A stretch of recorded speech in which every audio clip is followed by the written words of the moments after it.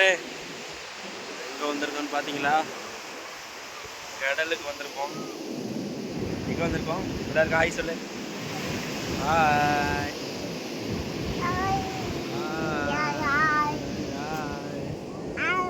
Hi. நான் ஊர் கடல் வந்திருக்கோங்க.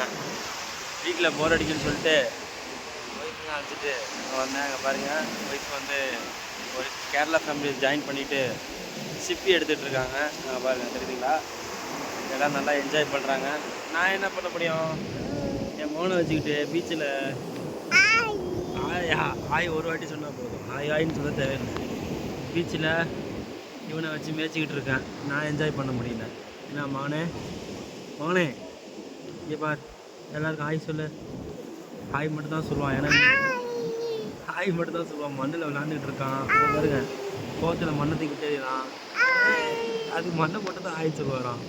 மக்களே, உங்களுக்கு வந்து மைண்டு ரிலாக்ஸ் ஆகணுன்னா பீச் சைடு வந்துடுங்க. அப்போ தான் வந்து நல்லா என்டர்டெயின்மெண்ட்டாக இருக்கும். மன அமைதி கிடைக்கும். பீச்சு மாதிரி ஒரு இடம் வந்து உலகத்தில் எங்கேயுமே கிடையாது. மாதிரி அழகாக படுத்திக்கிட்டு என் பையனை மண்ணில் விளையாண்டுட்டு ஒரு வாட்டி தான் ஹாய் சொன்னேன். இப்போ பாய்ங்கிறான். ஹாய் பாய் மட்டும்தான் தெரியும். என் மேலே வர மண்ணை அடி போடலாடே. ஏன்டா அப்படி பண்ணுற? அத்தை மேலே மண்ணத்துக்கு அடி போடலாமா? ஐயோ மண்ணை அடி போடுறானே. ஏடா அடி போடுற? மெதுவாக விளாட்றா. மண்ணுக்குன்னு வாயில் போட்டுக்காரா. போயிருந்தா விட்றா. போதும் ரொம்ப மோசம் பண்ணுறாங்க.